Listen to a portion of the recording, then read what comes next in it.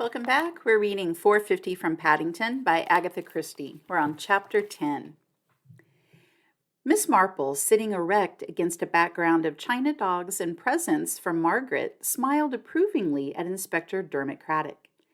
"I'm so glad," she said, "that you've been assigned to the case. I hoped you would be." "When I got your letter," said Craddock, "I took it straight to the Assistant Commissioner. As it happened, he had just heard from the Brackhampton police calling us in. They seemed to think it wasn't a local crime. The AC was very interested in what I had to tell him about you. He'd heard about you, I gather, from my uncle." "Dear Sir Henry," murmured Miss Marple affectionately. "He got me to tell him all about the little paddocks business. Do you want to hear what he said next?" "Please tell me, if it's not a breach of confidence." "He said, well, as this seems a completely cockeyed business, all thought up by a couple of old ladies who've turned out, against all probability, to be right, and since you already know one of these old ladies, I'm sending you down on the case. So here I am. And now, my dear Miss Marple, where do we go from here? This is not, as you probably appreciate, an official visit. I haven't got my henchman with me. I thought you and I might take down our back hair together first." Miss Marple smiled at him. "I'm sure," she said, "that no one who only knows you officially would ever guess that you could be so human and better looking than ever. Don't blush. Now, what exactly have you been told so far?" "I've got everything, I think. Your friend, Mrs. McGillicuddy's original statement to the police at St. Mary Mead, confirmation of her statement by the ticket collector, and also the note to the station master at Brackhampton. I may say that all the proper inquiries were made by the people concerned, the railway people and the police. But there's no doubt that you outsmarted them all by a most fantastic process of guesswork." "Not guesswork," said Miss Marple, "and I had a great advantage. I knew Elspeth McGillicuddy. Nobody else did. There was no obvious confirmation of her story, and if there was no question of any woman being reported missing, then quite naturally they would think it was just an elderly lady imagining things, as elderly ladies often do, but not Elspeth McGillicuddy." "Not Elspeth McGillicuddy," agreed the inspector. "I'm looking forward to meeting her, you know. I wish she hadn't gone to Ceylon. We're arranging for her to be interviewed there, by the way." "My own process of reasoning was not really original," said Miss Marple. "It's all in Mark Twain, the boy who found the horse. I just imagined where I would go if I were a horse, and I went there, and there was the horse." "You imagined what you'd do if you were a cruel and cold-blooded murderer?" said Craddock, looking thoughtfully at Miss Marple's pink and white elderly fragility. "Really, your mind—" "Like a sink, my nephew Raymond used to say," Miss Marple agreed, nodding her head briskly. "But, as I always told him, sinks are necessary domestic equipment and actually very hygienic." "Can you go a little further still? Put yourself in the murderer's place and tell me just where he is now?" Miss Marple sighed. "I wish I could. I've no idea at all. But he must be someone who has lived in or knows all about Rutherford Hall." "I agree, but that opens up a very wide field. Quite a succession of daily women have worked there. There's the Women's Institute and the air raid wardens before them. They all know the long barn and the sarcophagus and where the key was kept. The whole setup there is widely known locally. Anybody living round about might hit on it as a good spot for his purpose." "Yes, indeed. I quite understand your difficulties." Craddock said, "We'll never get anywhere until we identify the body." "And that, too, may be difficult?" "Oh, we'll get there in the end. We're checking up on all the reported disappearances of a woman of that age and appearance. There's no one outstanding who fits the bill. The medical officer puts her down as about 35, healthy, probably a married woman, has had at least one child. Her fur coat is a cheap one, purchased at a London store. Hundreds of such coats were sold in the last 3 months, about 60% of them to blonde women. No salesgirl can recognize the photograph of the dead woman. or is likely to if the purchase were made just before Christmas. Her other clothes seem mainly of foreign manufacture, mostly purchased in Paris. There are no English laundry marks. We've communicated with Paris, and they're checking up there for us.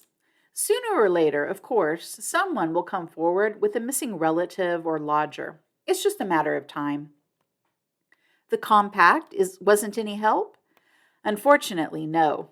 It's a type sold by the hundred in the Rue de Rivoli, quite cheap. By the way, you ought to have turned that over to the police at once, or rather, Miss Islesborough should have done so. Miss Marple shook her head. But at that moment, there wasn't any question of a crime having been committed, she pointed out.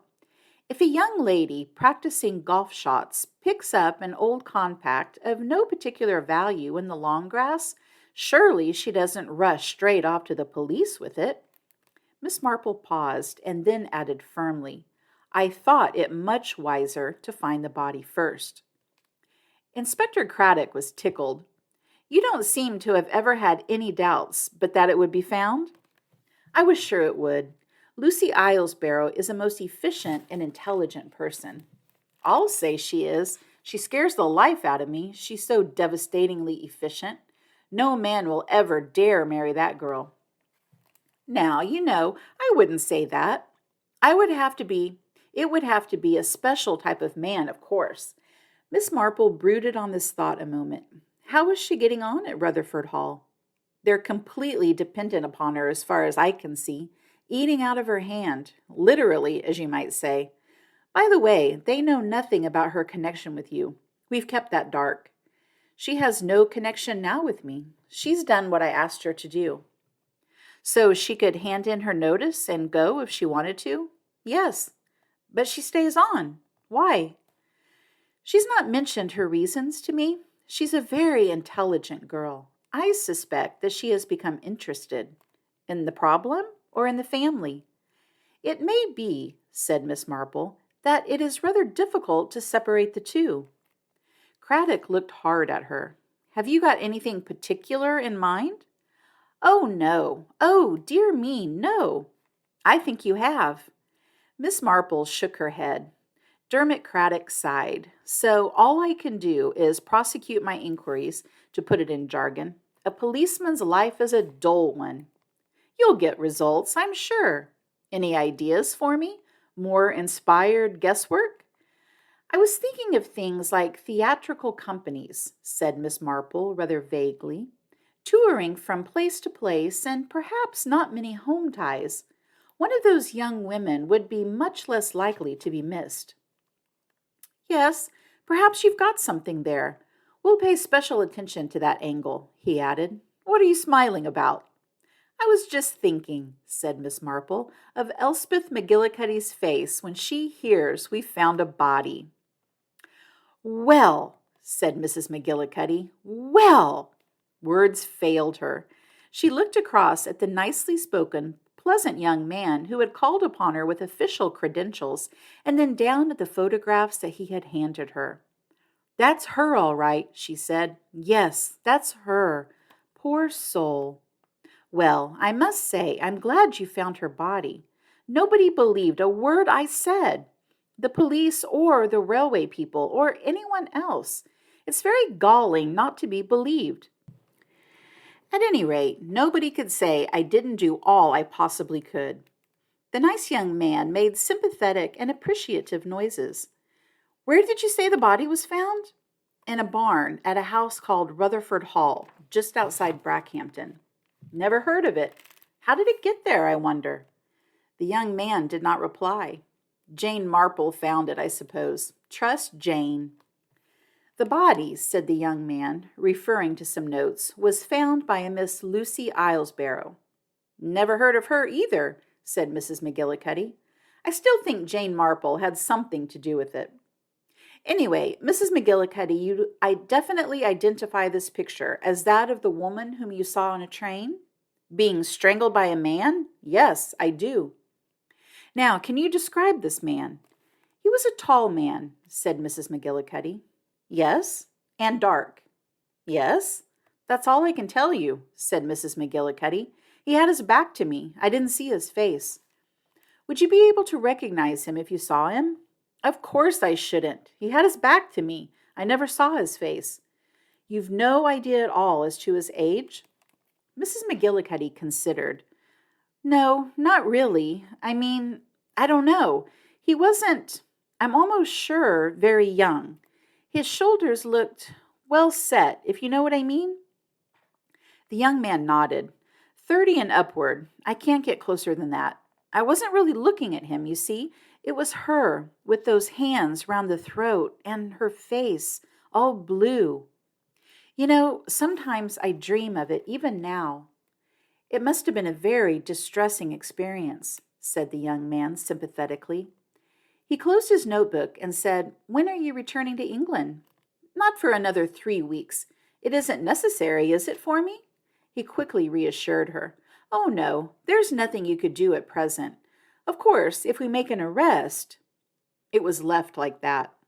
The mail brought a letter from Miss Marple to her friend. The writing was spiky and spidery and heavily underlined. Long practice made it easy for Mrs. McGillicuddy to decipher.